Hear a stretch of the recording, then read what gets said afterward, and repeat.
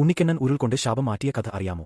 ഗോകുലം എന്ന ശാന്തമായ ഗ്രാമത്തിൽ സൂര്യൻ സൗമ്യമായി ഉദിച്ചു. കളിമൺ വീടുകളെയും പച്ചപ്പാടങ്ങളെയും മൃദുവായ സ്വർണം കൊണ്ടുവരച്ചു. പക്ഷികൾ ചിലച്ചു, പശുക്കൾ മൂളി, എല്ലാം ശാന്തമായിരുന്നു. എന്നാൽ ഒരു സുഖകരമായ അടുക്കളയ്ക്കുള്ളിൽ കുസൃതി ഇതിനകം ആരംഭിച്ചിരുന്നു. മിന്നുന്ന കണ്ണുകളും വെണ്ണ പുരട്ടിയ കവിളുകളുമുള്ള കൊച്ചുകൃഷ്ണൻ വീണ്ടും വെണ്ണ മോഷ്ടിക്കുമ്പോൾ കൈകൊണ്ട് പിടിക്കപ്പെട്ടു.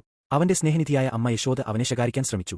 പക്ഷേ ആ നിഷ്കളങ്കമായ മുഖത്ത് നോക്കി എങ്ങനെ ദേഷ്യപ്പെടും. എന്നിട്ടും ഒരു പാഠമെന്ന നിലയിൽ അവൾ അവനെ മുറ്റത്ത് ഒരു കനത്ത മര ഉരലിൽ സൗമ്യമായി കെട്ടി. കൃഷ്ണൻ കരഞ്ഞില്ല, പകരം അവൻ പുഞ്ചിരിച്ചു. ഉരിൽ ഒരു കളിപ്പാട്ടം പോലെ അവൻ പരിഗണിച്ചു. പതുക്കെ അവൻ ഇറയാൻ തുടങ്ങി, പിന്നിലെ ഭാരമുള്ള കട്ട വലിച്ചുകൊണ്ട്. മുറ്റത്തിനപ്പുറത്തേക്ക് അലഞ്ഞു നടക്കുമ്പോൾ ഉരിൽ ഇടിച്ചുകയറിയപ്പോൾ കൃഷ്ണൻ രണ്ട് ഉയർന്ന അർജുന മരങ്ങളുടെ അടുത്തേക്ക് വന്നു. ഒരു മടിയും കൂടാതെ ഉരിൽ കുടുങ്ങിപ്പോയെങ്കിലും അവൻ അവയ്ക്കിടയിലൂടെ ഇഴഞ്ഞു. പെട്ടെന്ന് മരങ്ങൾ വിറച്ചു. ഭൂമിയിൽ ഒരു മുഴക്കം പരന്നു. അന്ധത ഉളവാക്കുന്ന സ്വർണ്ണ വെളിച്ചത്തോടെ രണ്ട് മരങ്ങളും ഇടിമുഴക്കത്തോടെ വീണു. എന്നാൽ കൃഷ്ണൻ കേടുകൂടാതെ ഇരുന്നു, ശാന്തമായും പുഞ്ചിരിച്ചു. വീണുപോയ തടികളിൽ നിന്ന് രണ്ട് തിളങ്ങുന്ന ജീവികൾ പ്രത്യക്ഷപ്പെട്ടു. കുബേരന്റെ പുത്രന്മാരായ നളകുവരനും മണിഗ്രീവനും കൈകൾ കൂപ്പി നിന്നു. അവർ ഒരിക്കൽ മരങ്ങളാകാൻ ശപിക്കപ്പെട്ടിരുന്നു. എന്നാൽ കൃഷ്ണൻ തന്റെ ദിവ്യകളിയാൽ അവരെ മോചിപ്പിച്ചു. നന്ദിയോടെയും കൂപ്പി കൈകളാൽ ദേവന്മാർ ദിവ്യ ശിശുവിന്റെ മുമ്പിൽ വണങ്ങി. പിന്നെ സ്വർണ്ണ വെളിച്ചത്തിൽ പൊതിഞ്ഞ് അവർ എഴുന്നേറ്റ് ആകാശത്തേക്ക് അപ്രത്യക്ഷരായി. താമസിയാതെ യശോദയും ഗ്രാമവാസികളും ഓടിവന്നു.